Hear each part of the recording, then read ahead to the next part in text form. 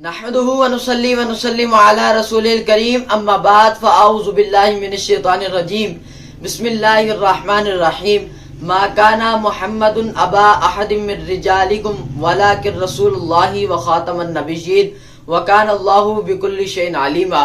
السلام علیکم ورحمۃ اللہ وبرکاتہ.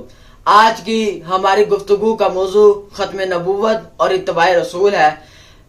ابتدائی حصے میں ہم قرآن مجید کی روشنی میں ختم نبوت اور اتباع رسول کے دلائل پیش کریں گے اور دوسرے حصے میں احادیث مبارکہ سے ختم نبوت اور اتباع رسول کی دلائل پیش کریں گے. اللہ رب العزت قرآن مجید میں ارشاد فرماتا ہے ما کان محمد ابا احد، کہ محمد صلی اللہ تعالی علیہ وآلہ وسلم تم مردوں میں سے کسی کے باپ نہیں ہے، ولیکن رسول اللہ، لیکن وہ اللہ کے رسول ہے، وخاتم النبیین، اور نبیوں میں سے سب سے آخری نبی ہیں. اسی طرح اللہ رب العزت نے سورۃ آل عمران کی آیت نمبر 31 کے اندر ارشاد فرمایا قل ان کنتم تحبون اللہ فاتبعونی یحببکم اللہ. اللہ رب العزت ارشاد فرماتا ہے کہ اے محبوب صلی اللہ علیہ وسلم آپ فرما دیجئے کہ اگر تم اللہ سے محبت کرتے ہو تو تم میری اطاعت کرو. تو جب تم میری اطاعت کرو گے تو اللہ رب العزت جو ہے وہ تم سے محبت کرنے لگ جائے گا.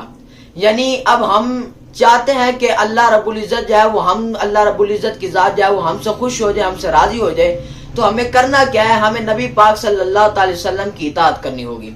اور اسی طرح اللہ رب العزت نے قرآن مجید میں ارشاد فرمایا یا ایھا الذین آمنوا اطیعوا اللہ واطیعوا الرسول، اے ایمان والو اللہ کی اطاعت کرو اور اللہ کے رسول کی اطاعت کرو. ولا تبطلوا اعمالکم، اور اپنے اعمال کو ضائع نہ کرو. یعنی جو بندہ اللہ اور اس کے رسول کی اطاعت نہیں کرتا وہ اس کے اعمال جو ہے وہ ضائع جائیں گے. تو اللہ رب العزت نے قرآن مجید میں تقریباً اپنے نام کے بعد، اپنی اطاعت کے بعد، اللہ رب العزت نے نبی پاک صلی اللہ تعالی وسلم کی اطاعت کا حکم دیا. اس وجہ سے اللہ رب العزت نے یہاں بتانا چاہا کہ کل کو اگر کوئی بندہ میری اطاعت کر لے لیکن میرے رسول کی اطاعت نہ کرے تو اللہ رب العزت یہاں سے بتانا چاہ رہا ہے کہ اس بندے کا بھی نامہ اعمال میں جو ہے وہ ضائع جائیں گے. اور اللہ رب العزت قرآن مجید میں ایک اور جگہ ارشاد فرماتا ہے وَمَن لَّمْ يُؤْمِن بِاللَّهِ وَرَسُولِهِ فَإِنَّا أَعْتَدْنَا لِلْكَافِرِينَ سَعِيرًا. اللہ رب العزت نے ارشاد فرمایا کہ وہ مومن نہیں ہے جو اللہ اور اس کے رسول پر ایمان نہ لائے، اور جو اللہ اور اس کے رسول پر ایمان نہیں لاتا وہ کافر ہے، اور ہم نے کافروں کے لیے جہنم تیار کر رکھی ہے. جو بندہ اللہ اور اس کے رسول پر ایمان نہ لائے وہ بندہ تو کافر ہے. یہاں پر بھی اللہ رب العزت نے اپنے نام کے بعد اپنے محبوب کا نام ذکر کیا. کیوں؟ اس وجہ سے کہ اگر کوئی بندہ مجھ پر ایمان لے آتا ہے لیکن میرے رسول کے اوپر ایمان نہیں لاتا تو اللہ رب العزت نے ارشاد فرمایا وہ بندہ بھی مومن نہیں ہے، اور ہم نے ان کے لیے جو ہے وہ جہنم تیار کر رکھی ہے. اور اللہ رب العزت نے اطاعت رسول کی ایک آیت جو ہے وہ قرآن مجید میں نازل فرمائی. اللہ رب العزت نے ارشاد فرمایا وما آتاکم الرسول فخذوہ وما نہاکم عنہ فانتہوا. اللہ رب العزت شاہ فرماتا ہے کہ اے لوگو جو میرا رسول جو ہے وہ تمہیں کسی کام کا حکم دے تو اس کام کو سر انجام دو، اور جس چیز سے وہ تمہیں منع کرے اس چیز سے تم رک جاؤ. یعنی اللہ رب العزت فرمانا چاہتا ہے کہ اے لوگو جب میرا محبوب تمہیں کوئی حکم دیتا ہے تو اس کام کو فوراً جو ہے وہ ادا کرو، اس کام کو سر انجام کرو، اور جن جن چیزوں سے نبی پاک صلی اللہ تعالی علیہ وسلم تمہیں روکتے ہیں ان کاموں سے منع آ جاؤ. تو یہ قرآن مجید کی روشنی میں جو ہے وہ اتباع رسول اور ختم نبوت کی جو ہے وہ دلائل میں نے پیش کی ہے. آئیے ہم حدیث مبارکہ کی طرف چلتے ہیں اور دیکھتے ہیں کہ حدیث مبارکہ میں نبی پاک صلی اللہ تعالی وسلم نے ختم نبوت اور اتباع جو ہے رسول پر کیا جو ہے وہ ارشاد فرمایا. حدیث مبارکہ میں آتا ہے حضرت انس بن مالک رضی اللہ تعالیٰ عنہ اس حدیث کے راوی ہیں.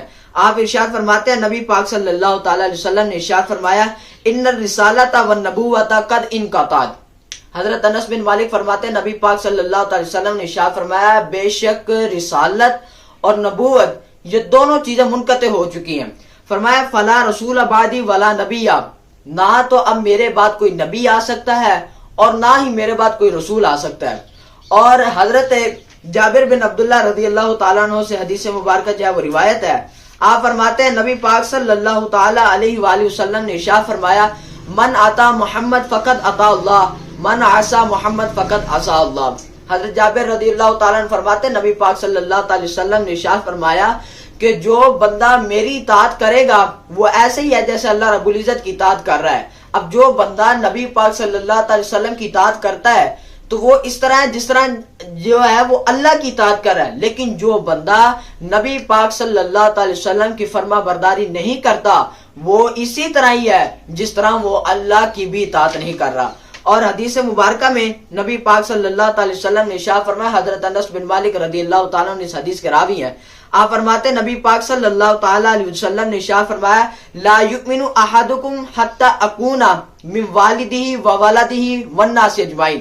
نبی پاک صلی اللہ تعالیٰ علیہ وسلم نے ارشاد فرمایا تم میں سے کوئی بھی بندہ اس وقت تک مومن نہیں ہو سکتا جب تک وہ اپنے والدین, اپنے اولاد اور تمام لوگوں سے بڑھ کر جو ہے وہ مجھ سے محبت نہ کرے.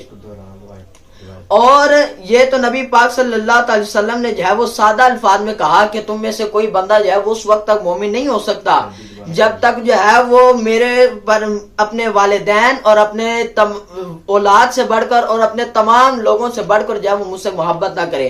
یہ تو سادہ الفاظ میں تھا.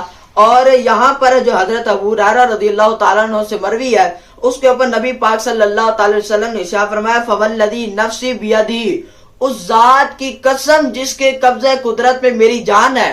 یعنی نبی پاک صلی اللہ علیہ وسلم نے ادھر خود قسم اٹھائی اللہ رب العزت کی. نبی پاک صلی اللہ علیہ وسلم نے ارشاد فرمایا لا یؤمن احدکم حتی اکون من والدہ وولدہ والناس اجمعین.